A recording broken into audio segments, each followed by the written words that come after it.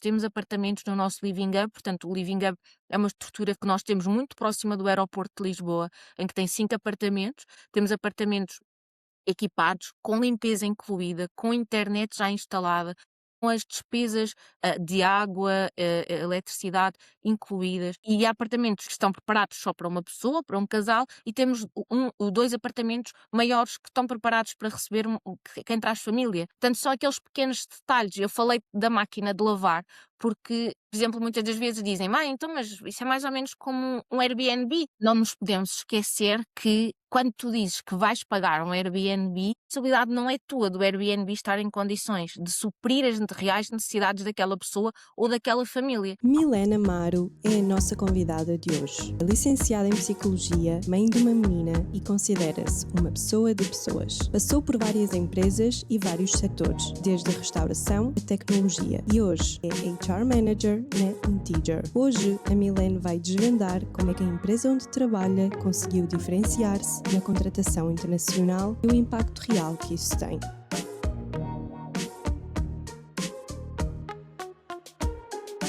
Este episódio é patrocinado por Hector the Headhunter. Se a tua empresa está a contratar, fala com o Hector. Ele vai apresentar-te os candidatos que realmente valham a pena o teu tempo. E se és um candidato que procura emprego, podes acessar hectorheadhunter.com, cria o teu perfil e fala com o Hector. Olá, Milene. Obrigada por teres aceito ter esta conversa comigo. Fico muito feliz que tenhas aceito. Gostava de pedir que te apresentasses um pouco.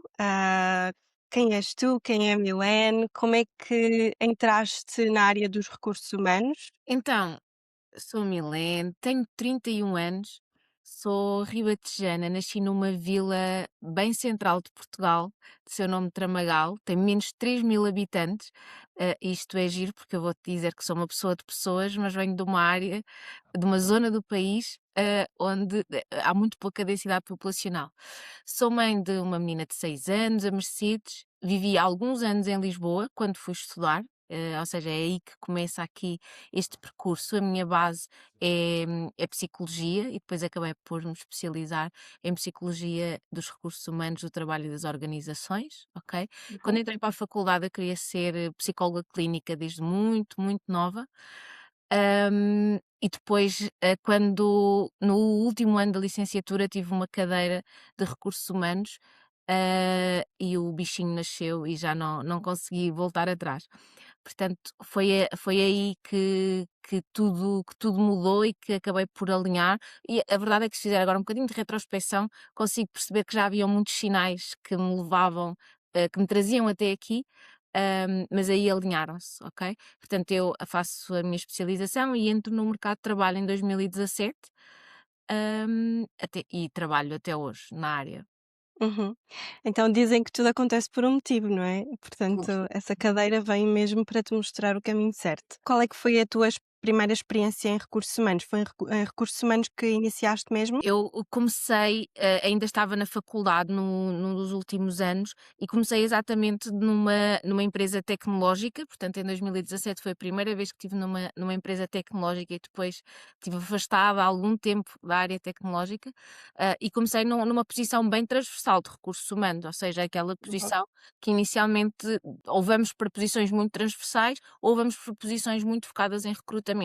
Eu tive a felicidade, não que não goste só de recrutamento, mas tive a felicidade de começar logo de uma forma transversal e conseguir ver, como é que as coisas funcionam nos diversos nichos dentro daquilo que são os recursos humanos e daquilo que podem ser os recursos humanos. E depois, fiz muitas alterações e tive em muitos setores até voltar hoje novamente à área tecnológica. Ok. E em que setores é que já estiveste? Olha, eu depois dessa experiência passei pela área de logística e transportes, tive Uhum. em 2 empresas desse setor, depois passei por uma consultora, de contabilidade e estive a trabalhar com processamento salarial 1 ano, E aí foi exatamente aquela parte em que eu parei de estar tão transversal e me foquei só numa área, mas que era muito importante, e hoje em dia fico muito grata a mim por ter feito esse ano dedicada a números e a estar menos focada em pessoas, porque eu gosto de pessoas e foi também por isso que não fiquei mais de um ano. Depois mudo para uma área completamente diferente pós-Covid, a área da restauração, e depois volto então à área tecnológica, não numa vertente, mais uma vez, não totalmente em recursos humanos, numa vertente um bocadinho mais alinhada ao negócio. Tive como business manager numa Uhum. consultora tecnológica e depois sim, houve esta mudança, que não é bem uma mudança, foi aqui um alinhamento e uma evolução normal das coisas, e hoje volto à área tecnológica, mas a dirigir aqui os recursos humanos da Integer. Uhum. Foi progressão. Sempre estiveste ligada aos recursos humanos. Em algumas dessas experiências tiveste contacto com contratação internacional. Eu sei que hoje em dia tu tens, e já vamos falar sobre isso. Consegues lembrar-te em que momentos é que estiveste ligada à contratação internacional? Olha, sim, e é curioso, falares disso, porque quando eu iniciei na área tecnológica não era, não tive muito contacto com a diversidade, Uhum. cultural e aqui a contratação internacional já no setor tecnológico, mas a empresa em que eu estive era uma empresa relativamente pequena. Depois, quando faço, as mudanças e entro em setores em que os perfis são menos especializados, começo a ter muito contacto com equipas multiculturais, vindas de vários países, umas acabadas de chegar, outras nem tanto. Portanto, no setor dos transportes e depois no setor da restauração, começo a ter contacto com aquilo que é a integração de talento internacional. Não tanto orientada à contratação direta, ou seja, não passava por mim, pela empresa onde estava, fazer o recrutamento e a seleção fora do país e apoiar na entrada, mas sim a integração em muitas e em um dos casos, na casa da restauração, a mudança de paradigma, de passar para estruturas quase 95% portuguesas, para de repente integrarmos a diversidade e termos que alinhar quem já estava com quem entra e olhar de uma forma completamente diferente para aquilo que depois é o ciclo de vida das equipes Uhum. dentro das empresas. E depois, claro, chegamos em 2023, quando regresso à área tecnológica, o mercado já tinha mudado muito e sim, e aqui passei desde 2023, sim, a ter este contacto muito direto com aquilo que é a integração, mas também o encontrar talento fora das nossas fronteiras e apoiar, alavancar a realocação em Portugal. Portanto, tu tiveste contacto com, posso dizer, duas realidades diferentes de talento internacional. A primeira, a área de transportes e restauração, era mais pessoas que provavelmente já se encontravam em Portugal, mas que vocês e tu tiveste a tua cota parte de os integrar e de lidar com isso, no fundo, não é? Porque nem sempre é fácil. Há coisas muito boas, o facto de ter talento multicultural, mas também há aquela parte da integração e de saber como o fazer. E depois tiveste contacto com esta parte de integração e contratação internacional no mundo das tecnologias, que na verdade é um bocadinho diferente, porque muitas empresas contratam as pessoas quando ainda estão no país de origem, e acho que é nessa fase que tu estás agora. E é importante percebermos que o paradigma é mesmo diferente, ou seja, Uhum. quando tu trabalhas com perfis menos especializados no mercado, à partida, como tu disseste bem, as pessoas já estão em Portugal e a verdade é que o que motivou a vinda para Portugal, na maior parte das vezes, não é só a sua vida profissional, está muito relacionado com a procura de melhores condições de vida e muito a nível pessoal. Lidar com esta contratação internacional é um desafio enorme em ambos os paradigmas e em ambos os Uhum. contextos, mas nesse contexto em particular eu diria que é redobrado, porque do ponto de vista profissional, que é aquele em que nós estamos inseridos, pode haver um maior desalinhamento e as pessoas podem não estar efetivamente orientadas para aquela posição e aceitarem porque realmente precisam dar continuidade àquilo que foi o projeto de vida que decidiram traçar. Mas achas que o primeiro grupo de pessoas, que eles estão numa situação mais vulnerável e por isso torna a tua responsabilidade um pouco maior? Eu diria que a responsabilidade e há que encarar a contratação internacional ou a integração de talento internacional sempre com muita responsabilidade e não Uhum. consigo dizer que uma acata maior responsabilidade do que outra, mas efetivamente há uma posição mais vulnerável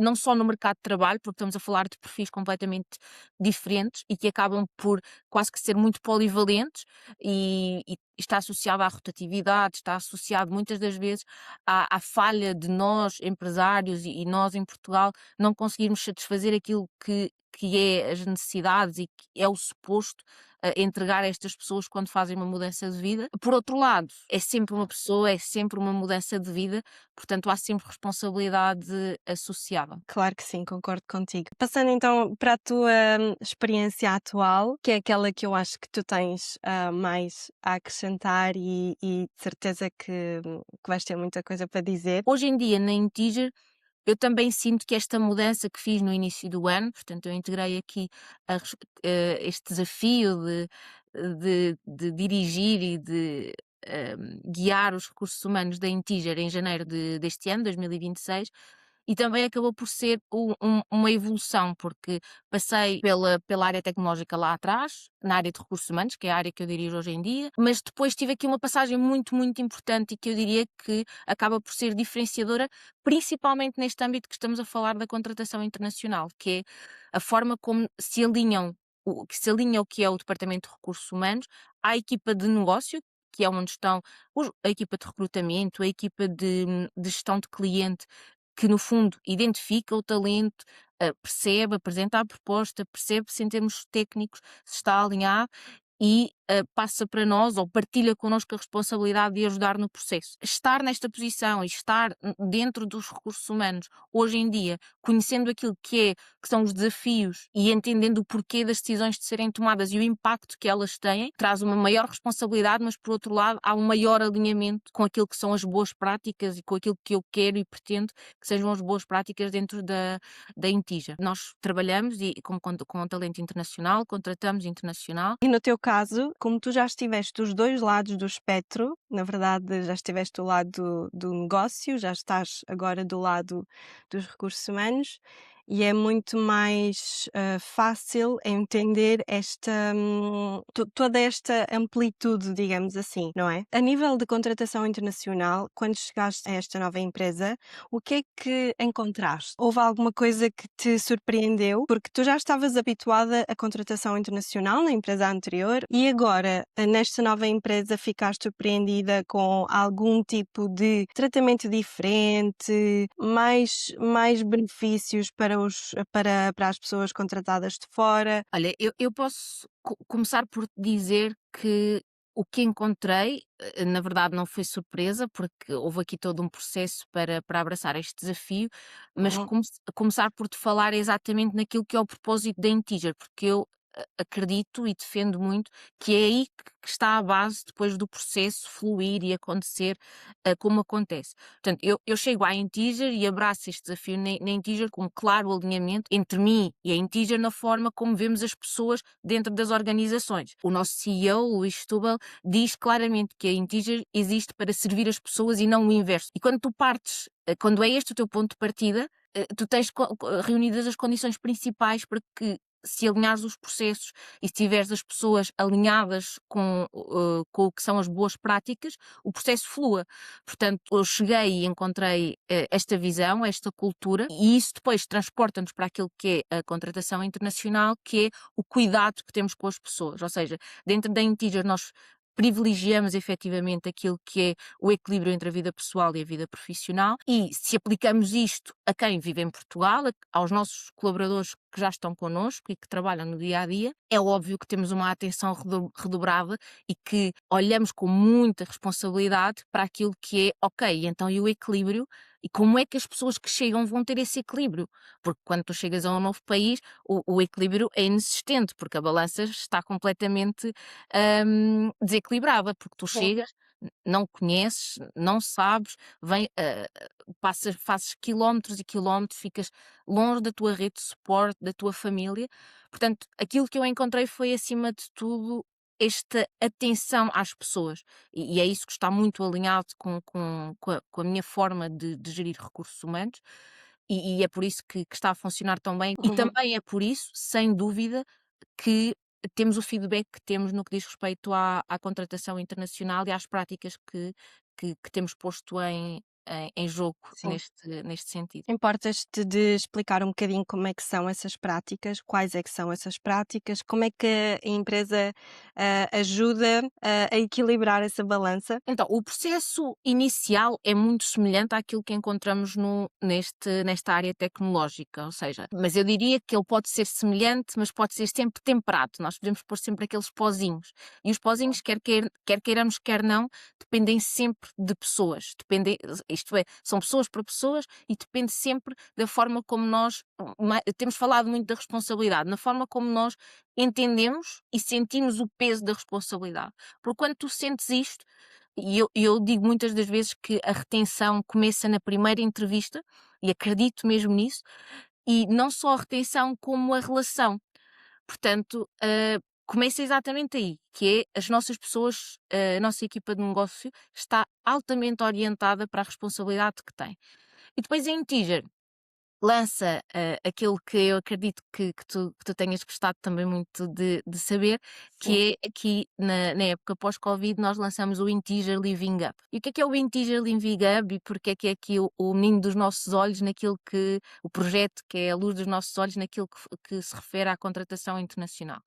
É porque efetivamente, como eu te disse há pouco, o mercado tecnológico está a ter aqui oscilações, mas este mercado é um mercado pleno para quem quer entrar em Portugal. Já foi mais, está a reduzir um pouco, mas continua a ser. Portanto, quem está fora de Portugal basta abrir o LinkedIn e tem muitas oportunidades em que pode concorrer e efetivamente pode ter ajuda na obtenção de visto, apoiar na documentação. Mas normalmente, e a esmagadora maioria das pessoas, bloqueia a decisão e efetivamente a vinda por 2 motivos, normalmente, que é, um deles diz respeito à questão familiar, porque há pessoas que não embarcam nesta aventura sozinha e o projeto pode ser ótimo, a proposta salarial pode ser ótima, mas depois a questão da família bloqueia. E por outro lado, mesmo quem vem sozinho, se tiver se fizer aquilo que é o não só o trabalho de casa de perceber como é que está Portugal, como é que é em termos de habitação, como é que é, viver em Portugal, quais é que são os custos. Eu costumo dizer muito que é muito interessante nós partilharmos com quem quer vir para Portugal, simples coisas como, o site de um dos nossos supermercados online e pedir às pessoas que façam na loja online uma compra para o mês com aquilo que costumam Uhum. comprar lá e replicarem em Portugal. E só aí terem uma noção de, em euros, o que é esse investimento na alimentação e naquilo que são os seus bens essenciais. Mas isto é uma pequena parte. A outra, aquela que efetivamente tem muito peso, é que as pessoas começam a olhar, os mídia têm apoiado muito isto e percebem que a maior dificuldade que vão ter é a habitação quando chegam a Portugal. E eu dizia-te que a esmagadora maioria acaba por travar nisto e muitos, os que não travam, quando chegam a Portugal, acabam por ter muitos problemas e nós temos sabido de muitos problemas. Pessoas que estão fora de Portugal e é a partir do seu país que acabam por pagar cauções, por ter que arranjar fiadores, muitas das vezes por ter, e sabemos disso, por ter que contornar aqui algumas dos que são as normas legais para conseguir ter uma habitação no que diz respeito a fiadores e a pessoas, e isto não é suposto, porque é normal que uma pessoa que chega a Portugal não tenha uma rede de apoio nesse sentido. Sim. E depois chegam cá e têm fotografias de um que é o apartamento expectável e chegam e não é nada disso. E pagam cauções de 1 ano para apartamentos com 1 quarto, 2 quartos, um quarto, e chegam e têm um T0 em que não têm condições. Muitas destas pessoas vêm em modelo de trabalho híbrido. Portanto, Uhum. tens que ter uma casa minimamente em condições para conseguir fazer a tua gestão do dia a dia e conseguires ter um ambiente de trabalho e um ambiente de vida pessoal. Naquilo que é a contratação, este era um dos maiores obstáculos e é um dos maiores obstáculos que tanto Sim. a Integer como qualquer consultora tecnológica tem, que é como é que se tranquiliza o coração de uma pessoa que vai passar o oceano ou que vai mudar a sua vida toda e dizer, olha, nós estamos cá para o que for preciso. Mas uma coisa é dizer que estás cá para o que for preciso. Outra coisa é dizer, olha, nos primeiros 6 meses tu tens um apartamento e um cowork da Integer, onde podes viver e trabalhar e ainda estar com outras pessoas que estejam na mesma situação que nós. E é aqui que tudo muda. A pessoa deixa de ter aquela preocupação de procurar a casa, será que a casa é ok, será que não? Falei há pouco das famílias, nós temos apartamentos no nosso Living Hub, portanto o Living Hub é uma estrutura que nós temos muito próxima do aeroporto de Lisboa, em que tem 5 apartamentos, temos apartamentos equipados, com limpeza incluída, com internet já instalada, com as despesas, de água, eletricidade incluídas, máquinas de lavar roupa, e as pessoas Hum, chegam e há apartamentos, eu ia dizer, que estão preparados só para uma pessoa, para um casal, e temos 2 apartamentos maiores que estão preparados para receber quem traz família. Outro dos fatores muito, muito importantes são, e que muitas das vezes nós banalizamos, que é as pessoas têm animais de estimação. O Living uhum. permite que tragam animais de estimação. Tivemos Sim, agora sim. inclusive uma consultora nossa que trouxe um gatinho e que saiu agora há pouco tempo Sim. do Living Up. Portanto, só aqueles pequenos detalhes. Eu falei da máquina de lavar, porque, por exemplo, muitas das vezes dizem: "Mãe, então, mas isso é mais ou menos como um Airbnb". Não. Qual é que tu achas que é a diferença? Uma empresa dizer-te: "Olha, vou-te pagar um Airbnb, um hotel por 6 meses", e, dizer-te: "Vais ficar aqui no nosso living hub". Como é que achas que é na cabeça deles? É assim, eu acredito que tanto uma opção como outra seja muito tranquilizadora. Agora, Sim, não nos podemos esquecer que quando tu dizes que vais pagar um Airbnb, a responsabilidade não é tua do Airbnb estar em condições de suprir as reais necessidades daquela pessoa ou daquela família. E depois, ou um hotel, eu falei da máquina de lavar roupa. Todas as pessoas precisam de lavar roupa, não é? Lavar e secar. claro. Portanto, tu se fores para um hotel, não tens estas comodidades que são aquelas que fazem do espaço casa, que é diferente de estarmos num hotel alojados, num Airbnb, num quarto, ou estarmos numa casa. E aquilo que efetivamente nós queremos é que as pessoas cheguem e não tenham este peso emocional de que é uma mudança, que é eu tenho que estar a trabalhar, tenho que ser produtivo, mas também tenho que. E nos dias em que eu não estou remote, não estou a trabalhar no escritório, como é que eu faço? Ah, e então é preciso ver todas as variáveis. E depois eu falei dos animais de estimação. Sim. Difícil tu teres um Airbnb e um hotel em que seja pet friendly, sabemos. Uhum. Ou Sim, se é um custo acrescido. Portanto, nós quando fazemos este investimento na Integer é efetivamente a olhar para todas as variáveis. E uhum. depois a questão da localização, que também conta muito. O Living Hub é perto do aeroporto e na zona do Living Hub tu tens absolutamente tudo. Tu tens supermercado, tu tens farmácia, tu tens um talho, tu tens banco, tens transportes. Portanto, é pensado Foi efetivamente. bem pensado. Sim, sim. Acho que, não há forma de não nos parabenizarmos a nós próprios por esta Parabéns. grande grande conquista que Sim. é, faz toda a diferença, porque está pensado Uhum. ao detalhe. E depois, tu estás a falar de um living hub que tem 5 apartamentos, em que as pessoas chegam e estão com outras pessoas que estão exatamente na mesma situação que elas.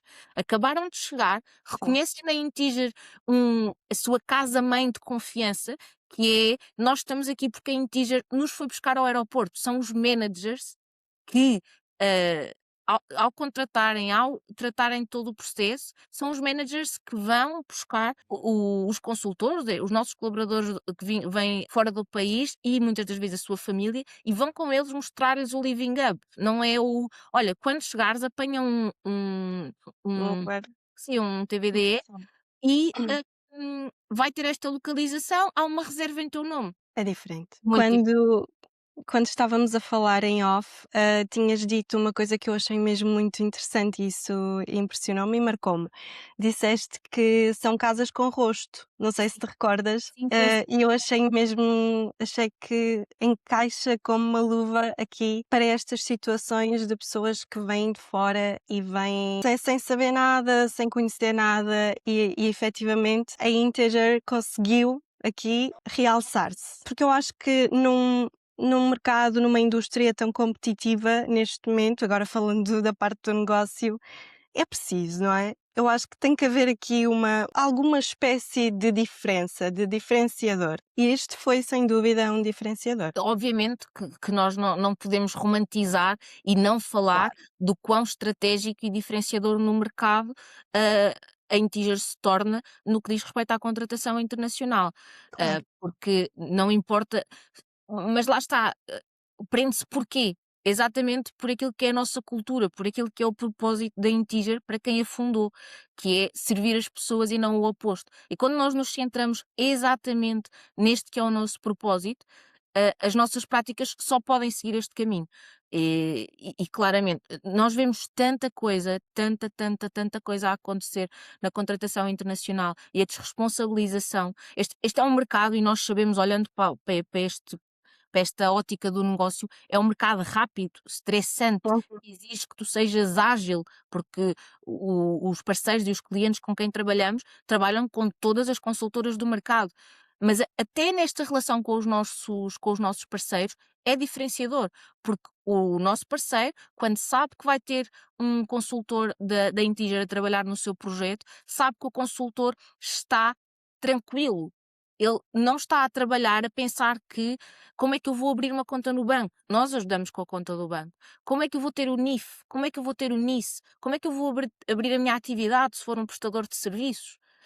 E a escola para os meus filhos? E vou chegar a casa e tenho que ter uma hora para chegar porque estou num hotel e só posso chegar àquela hora, ou um Airbnb.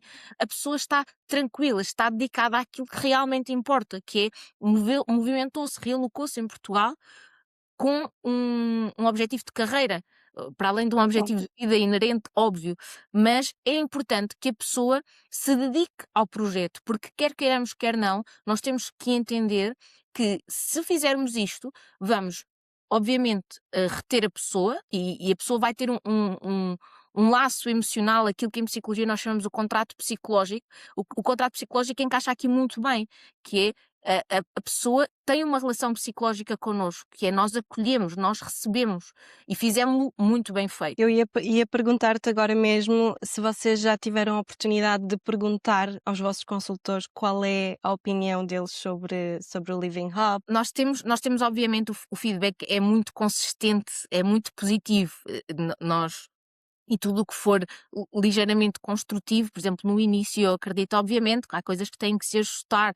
Por exemplo, posso dizer que anteriormente nós temos 2 máquinas de lavar, e as máquinas de lavar estavam divididas, havia fichas divididas pelos apartamentos, porque as máquinas são para todos, para os Uhum. 5 apartamentos, e depois com alguns feedbacks mudámos um bocadinho a forma como isso Ok, está feito e passou a estar, englobado de uma forma geral, ou seja, estamos a falar de um detalhe muito, muito mínimo, mas que uhum. como nós não vivemos no Living Up, é normal que este feedback construtivo faça com que nós melhoremos aquilo que é a parte operacional. Mas de um modo geral é muito positivo e aliás, eu ia dizer-te que quem vem sozinho, eu lembro-me no jantar de Natal na Integer em dezembro, que fui convidada pelo CEO e pela equipa a já estar presente, e na minha mesa ter 2 consultores que estavam no Living Up. E eu lembro, aquilo que mais me marca é o brilho nos olhos de tu saberes que a pessoa está bem, está plena, está tranquila. Ok, que é um jantar de Natal em que estamos todos divertidos, mas tu notas a tranquilidade e a Sim, serenidade da pessoa que acabou de chegar há 2 semanas. E eu penso no que sou eu a chegar a um país diferente, 2 semanas depois, na quantidade de coisas que eu sei que teria para tratar e que há sempre uma carga burocrática associada. Mas tu saberes que há um rosto naquela casa e que qualquer coisa que tu precises, tu ligas e tens uma ajuda, é muito diferenciador. Portanto, o feedback é muito positivo. Eu ainda ontem falava com uma manager, com a Beatriz, e pedia-lhe aqui um feedback para se ela se lembrasse aqui de alguma história. E ela dizia que aquilo que mais a marcava era um consultor que tinha ido buscar ao aeroporto e que lhe disse diretamente que quando chega ao Living Hub, eu achei que vinha sozinho, mas afinal eu não estou sozinho. uau, E isto é muito bom. marcante. Quem sente a responsabilidade de uma mudança de vida entende que esta frase é mesmo muito marcante. É mesmo, por mais processo assim, que seja sempre assim. Relativamente ao Living Hub, Como é que vocês gerem este projeto internamente? É a própria empresa que gera? Bem, eu sou aquela pessoa que gosta de quebrar barreiras quando sente que há necessidade, e aqui eu diria que é um desses casos. Aquilo que não temos não temos uma pessoa, ou um departamento 100% dedicado ao Living Up, Ok. e fazemos aquilo que é o que faz mais sentido, que é a responsabilidade partilhada no processo, em que há uma grande parte da responsabilidade a determinada altura que fica do lado da minha equipa, dos recursos humanos. Uhum. Isso, tenho a Inês a trabalhar comigo, que gera o Living Hub como se fosse a casa dela. E temos uma equipa de limpeza, eu como te disse, todos os apartamentos Ok. têm limpeza incluída. Portanto, temos essa gestão para fazer, temos a gestão daquilo que são as coisas mais operacionais do dia a dia, as pessoas têm que ter a chave do correio, hum, temos os contratos de comodato que têm que ser feitos, portanto, toda essa parte burocrática e operacional está do nosso lado, do lado dos recursos humanos. E trabalhamos em parceria sempre com o manager, que acaba por, obviamente, como vai buscar a pessoa e a integra no espaço, acaba por lhe mostrar, acaba por estar atento àquilo que são as necessidades, mas trabalhamos aqui muito em conjunto. Portanto, se me perguntares, é um acréscimo enorme de trabalho? Nesta fase não, porque estamos aqui em velocidade de cruzeiro. Inicialmente, obviamente, que exigiu um grande investimento, quer Uhum. investimento financeiro para o projeto avançar, quer investimento depois, também financeiro, mas de tempo da equipa, para ter tudo em condições. Nesta fase as coisas já fluem muito bem. Nós temos um sistema em que temos a ocupação dos apartamentos do Living Hub, e é pensado a vinda das pessoas, é pensada exatamente com base nesta previsibilidade de agenda e de disponibilidade. Ou seja, isto não significa, e às vezes quando falo do Living Hub pode haver aqui esta tendência do então podem contratar à balda, podem contratar, fazer ajudas de pedido de visto, e não é assim, porque temos 5 apartamentos, portanto, tem que ser algo muito bem pensado. Eu diria que nós temos uma grande, grande vantagem para além do Living Hub, e aqui somos uns sortudos também nisso, que é a maior parte das pessoas que chegam, não vamos dizer maior parte, mas grande parte das pessoas que chega a Portugal e que fica no Living Hub, muitos deles já estão a trabalhar connosco a partir do Brasil. Portanto, nós Ok. tivemos aqui uma fase importante e que também ajuda a perceber se a pessoa está mesmo comprometida no projeto, se este investimento faz sentido para ambas as partes, e também a conhecer a pessoa, porque, mais uma vez, é sempre sobre pessoas e nós temos que estar atentos aos detalhes. Portanto, se sabemos que são pessoas mais introvertidas, porque nos 6 meses que tiveram a trabalhar a partir do Brasil não falavam tanto, não pediam tanta ajuda, e depois percebíamos que acumulavam aqui temas. Nós, quando Uhum. chegamos a Portugal, temos que ter uma atenção redobrada, temos que ser nós a insistir, a estar aqui mais perto. Portanto, nós temos esta vantagem, que é já, em muitos casos, já uma continuidade da relação, que reforça ainda mais o ser uma casa com rosto, que Sim. é, já estou com eles e são eles que me vão buscar ao aeroporto e que me vão levar a casa. O Living Up só existe em Lisboa por enquanto, não é? Não Sim, tem previsibilidade de aumentar e ir para outras zonas do país? Vocês também têm operações no Porto, certo? sim, temos também a operação no Porto, e temos clientes no Porto, mas eu Uhum. diria que, ah, imagina, nós devemos sempre, eu acho que temos sempre que pensar nestes desafios com ambição. Portanto, se tu me disseres, era bom expandir o Living Up, sim, é ótimo, temos a ambição de crescer, quer seja com o Living Up, quer seja com a Integer. Aliás, no fim do ano passado, criámos a Integer Angola, portanto, a nossa ambição Uhum. é crescer além fronteiras. Mas o Living Up é um modelo muito interessante, que responde a um desafio real com base naquilo que é a nossa operação real. Portanto, Uhum. nós numa expansão temos sempre que pensar nisso com critério, que mais do que escalar rápido, nós temos que, é muito importante garantirmos que a experiência continua a ser positiva. E nós, neste momento, temos a certeza que faz todo o sentido continuar centrado em Lisboa, até porque nós, a equipa que dá suporte a este modelo, está em Lisboa. Portanto, se nós queremos garantir um acompanhamento, temos que estar atentos e lá está, não pode ser uma ambição desmedida, temos que garantir que não é só escalar, é como escalar. E como temos a equipa em Lisboa, para nós faz muito sentido que a chegada seja em Lisboa e vamos ser aqui claros, em Lisboa é onde existe um maior problema com a habitação em Portugal. E nós chegam a Lisboa, nós estamos, e a pessoa depois, como eu te disse, tem 6 meses para perceber se primeiro se pelo projeto permite, mas hoje em dia com os modelos híbridos é possível, mas a pessoa percebe, ok, para que zona do país é que eu quero ir, e faz depois essa escolha. Portanto, naquilo que é a cidade, digamos, das cidades, das zonas mais caras para viver, nós estamos a responder a essa necessidade. Uhum. Portanto, diria que sim, a ambição é de crescer, mas para nós só faz sentido crescer se olharmos para a forma como fazemos bem feito. E nesta fase, fazemos bem feito em Lisboa e temos que nos focar nisso. Faz todo o sentido, sim.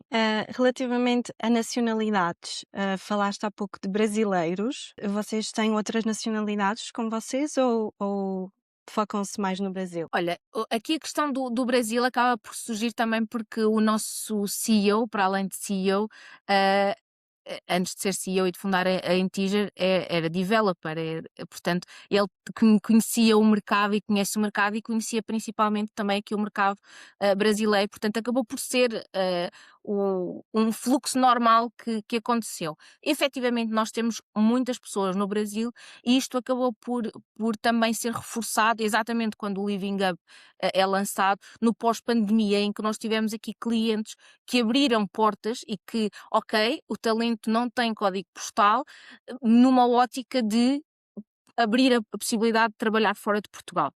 E então aqui nós Ok. lançamos a Integer Brasil no Rio de Janeiro, com parceiros nossos no local, que apoiam não só quem fica e está sempre a trabalhar de lá, eu ainda ontem estive reunida com 2 pessoas que começaram esta semana no Brasil, portanto, e que têm o suporte e que não é suposto para já, não pensam vir para Portugal, mas também que nos apoiam em tudo o que é necessário para a vinda para cá. Na Integer sim, em termos de contratação internacional, por este motivo, temos muito talento do Brasil, mas dependendo muito dos projetos, temos muita necessidade de ter pessoas e perfis francófonos, portanto, acabamos por também escalar para essas nacionalidades. Eu já trabalhei, e acaba por ser também um ponto muito interessante da contratação internacional, com talento da Índia, por exemplo, que traz aqui mais responsabilidade, mais dificuldades naquilo que é a minha experiência.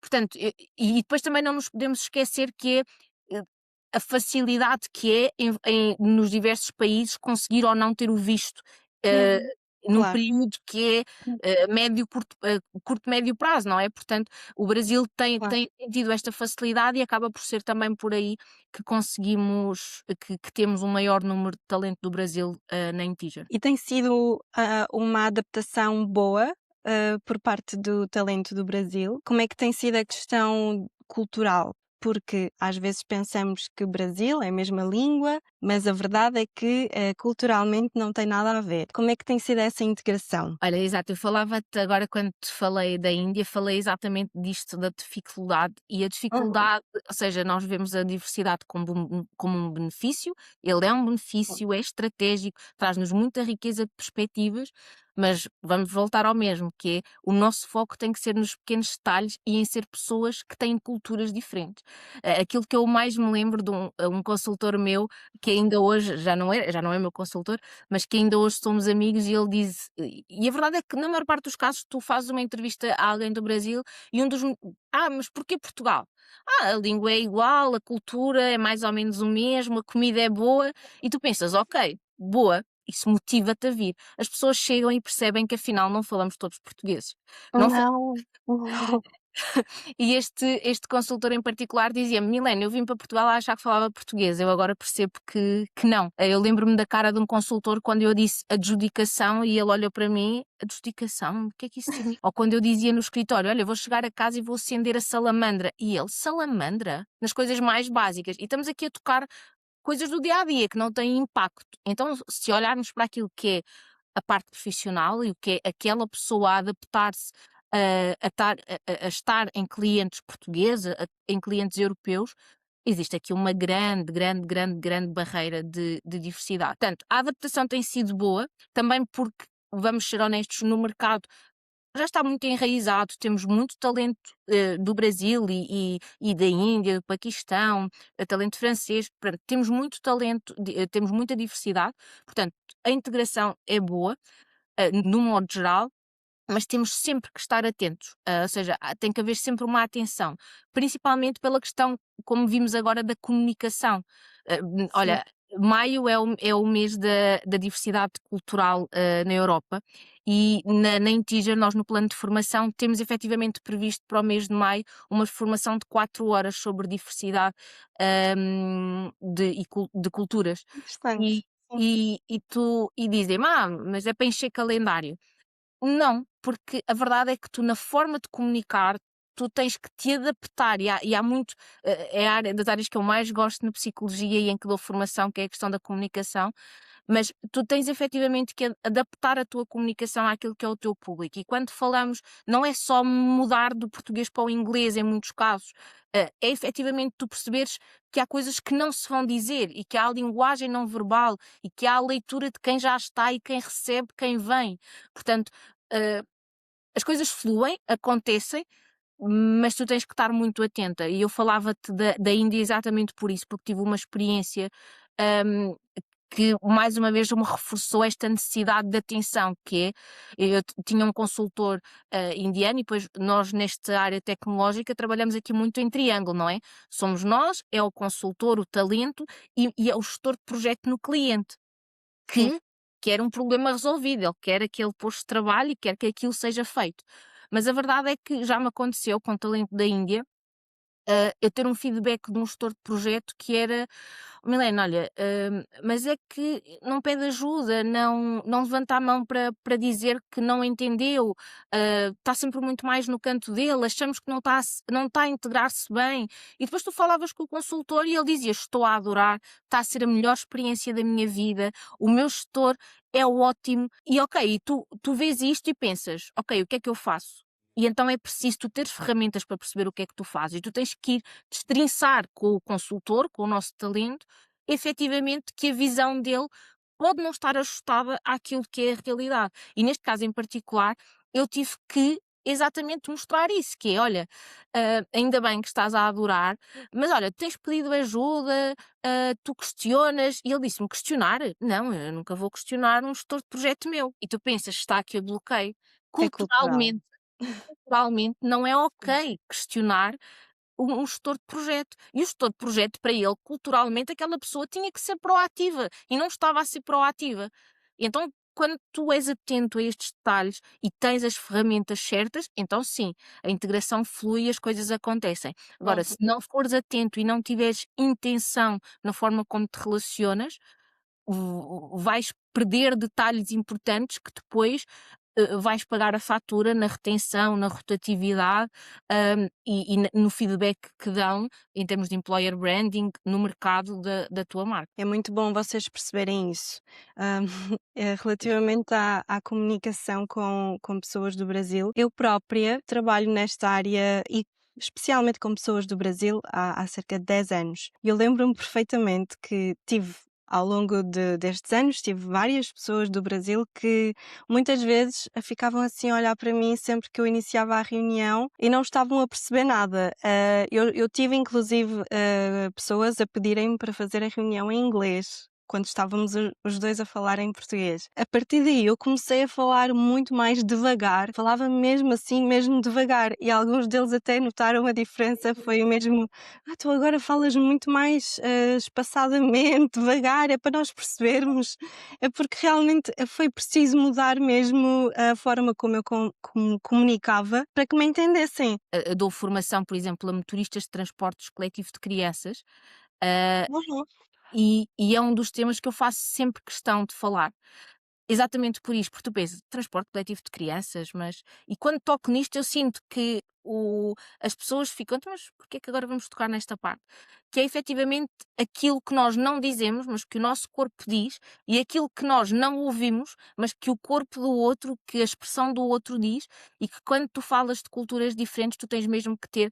Eu digo isto com muita frequência, acho que no podcast já devo ter repetido para umas 4 vezes, mas que é a intenção da comunicação. Uma frase que tu dizes, uma palavra que tu dizes, a forma como, tens a tua entoação, a expressão que fazes, é determinante no negócio, ou seja, a comunicação e o relacionamento interpessoal são estratégicos no negócio, porque naquele momento a pessoa pode virar costas e só ficar chateada a achar que tu és uma péssima profissional. Mas no momento em que ela tiver que decidir continuar ou não continuar um serviço contigo, esse pequeno detalhe, ou muitos detalhes como esse, vão ser gritantes e determinantes. Então é estratégica a forma como nós comunicamos e nos relacionamos. Sem dúvida, sem dúvida. Eu tenho vindo a ver muitas pessoas a falarem cada vez mais sobre a comunicação dentro do mundo corporativo, que pelos vistos é uma lacuna ainda. E falando em acrescentar camadas e dificuldades, assim só por curiosidade, normalmente o que as pessoas dizem quando eu faço esta pergunta é: tudo se faz, não há coisas boas e coisas más. Quero-te perguntar, quais é que são os teus maiores desafios quando lidas com contratação internacional? Existem aquelas coisas que tu realmente achas não é fácil? É é complicado? A maior dificuldade é tu teres as pessoas alinhadas e vamos ver, a maior dificuldade é trabalhares com pessoas. Porque, como nós trabalhamos com pessoas, torna tudo muito mais difícil, porque estamos sempre a comunicar, estamos-nos sempre a relacionar. Portanto, a maior dificuldade é nós estarmos alinhados no propósito e fazermos o esforço, porque exige mesmo muito, muito de nós, esta intenção na forma como lidamos com estes processos. Portanto, esta é a maior dificuldade, é tu teres uma equipa alinhada em todos os processos. E muitas das vezes no nosso mercado, como já falámos, a rapidez que é incutida, a celeridade que é necessária que o projeto seja fechado, e tu dizeres à equipa: "Olha, é preferível fazer uma entrevista de 1 hora e meia." E quando eu digo isto, as pessoas dizem: 1 hora e meia? Tu estás louca? Meia hora chega." Mas é que esta é a dificuldade, o contratação internacional não é só vamos mudar o código postal, é tu tens que perceber porque é que a pessoa quer vir, como é que é o dia normal dela, o que é que ela vai sentir mais saudades, como é que ela espera que seja. Dizer-lhe: "Olha, mas isso não é bem assim", porque tu numa entrevista tu tens medo de dizer: "Olha, isso não é bem assim." Estás redondamente enganado, porque tu queres fechar. Na minha ótica e na minha forma de pensar, eu prefiro não fazer uma contratação do que contratar alguém desalinhado em termos de expectativas. Portanto, eu diria que esta é a maior dificuldade, porque parece banal, que é: então só temos que estar todos alinhados e fazer as formações do plano de formação." Não, porque Só. somos todos, somos todos pessoas e não vai ser todos os dias assim. Quem faz a equipa de recrutamento faz 20 entrevistas por semana. Tu dizeres a estas pessoas que têm que fazer um esforço acrescido para conseguir ali fazer uma entrevista e um questionário detalhado a quem está fora do país, implica um esforço, uma dedicação. E não é que as pessoas não sejam esforçadas, é que somos pessoas. Não temos sempre a mesma bateria social, a mesma Sim. disponibilidade mental. Portanto, eu diria que esta é a maior dificuldade. Claramente que se tu tiveres isto alinhado, em termos estratégicos no mercado, aí digo, sim, nós na Integer, eu sinto que estamos um passo à frente, porque se calhar outras pessoas dizem: "Tá, há coisas que nós não controlamos", porque a pessoa depois chega e não se dedica ao projeto e depois diz que não fica na nossa empresa, porque é dispensado do projeto porque não está dedicado e tu perguntas: "Ok, então mas o que é que se passava com essa pessoa?" Pá, não conseguiu encontrar casa, chegou, não gostou da casa, teve que ir pagar uma casa ao triplo do valor. Então e tu queres que essa pessoa seja dedicada no projeto como? Não é? É tão simples quanto a empatia. Eu acho que a maior dica que dou é a empatia nesta área. É tu colocares-te no lugar dessa pessoa e perceberes Uhum. se fosses tu, não ia funcionar. Ok, portanto, se tivesses que dar algumas dicas a quem começa agora a contratar internacionalmente, a empatia seria uma delas e mais alguma coisa para quem começa agora a contratar, ainda não tem assim tanta bagagem, ainda não ouviu falar deste tipo de processos. Eu diria que, como está tão em voga falar de contratação internacional, o maior conselho, para além daqueles que eu tenho vindo a falar e que reforço, é tu estares consciente que não vai correr sempre bem. Uhum. Ponto. E que não controlas tudo. Mas tens isto, estás consciente disto e depois tens que te mentalizar que um sim, fiz o trabalho de casa, eu sim, fui ler sobre, não é sempre sim. Que o sim, eu estou bem, está a correr tudo bem, não é sempre um sim, eu estou bem, está a correr tudo bem.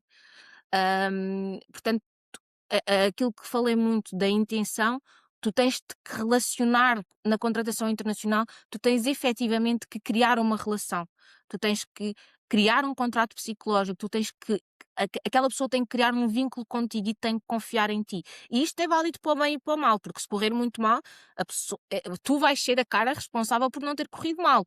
E há coisas que claramente fogem ao nosso controle. Mas se correr muito bem, tu vais deitar a cabeça na almofada e vais pensar: ajudei uma pessoa a mudar de vida. Em termos gerais, a intenção e a empatia e, acima de tudo, hum, os processos alinhados. Ou seja, quando nós, em qualquer área, e eu falo mesmo do ponto de vista de quem é responsável por confirmar porque garantir que os processos estão ok. Mas a verdade é que tu olhas para um processo que eu digo que é assim e deves-me questionar se não fizer sentido para ti. Não é à toa que eu tenho uma pessoa a trabalhar comigo que é do Brasil e que tem muito know-how em contratação internacional. E eu, quando a quis na minha equipa e quando a integrei, disse: isto faz toda a diferença. Primeiro, porque numa equipa de recursos humanos, numa consultora 100% portuguesa, ter uma pessoa do Brasil na minha equipa faz diferença. Porque esta pessoa, eu sou empática, mas esta pessoa tem uma empatia diferente, porque já mudou de país. Achas Portanto, que isso faz diferença, não é? toda a diferença, toda a diferença. Sim. Tu posicionas-te de uma forma diferente. Eu nunca vou olhar para o problema de uma pessoa do Brasil que está em Portugal com um problema com o título de residência. Eu, por muito que queira que estude, eu não, o meu nível de empatia não se pode comparar a alguém que já passou pelo mesmo processo. E isto é diferenciador. Não estou a dizer agora para todos os departamentos terem muitas culturas, mas é diferenciador. Esta pessoa que está a trabalhar comigo entrou comigo nesta reestruturação do nosso departamento e fez-me imensas questões sobre os processos e nós mudámos imensa coisa. Pequenos detalhes, para o dia a dia não muda muito, mas são pequenos detalhes que tornam fluido o processo, que agilizam, que minimizam o ruído e nós temos que ser atentos a isto e nunca achar que sempre foi feito assim, vou continuar a fazer assim. Claro, Todos os dias é claro, possível nós mudarmos uma vírgula e o discurso muda completamente. E se sabemos claro. isso de português, que mudando uma vírgula o discurso muda, então, se falarmos de processos, é Bom, impensável não atribuir aqui um peso, a estas pequenas mudanças. estamos a chegar ao fim desta conversa. Entretanto, já passou uma hora.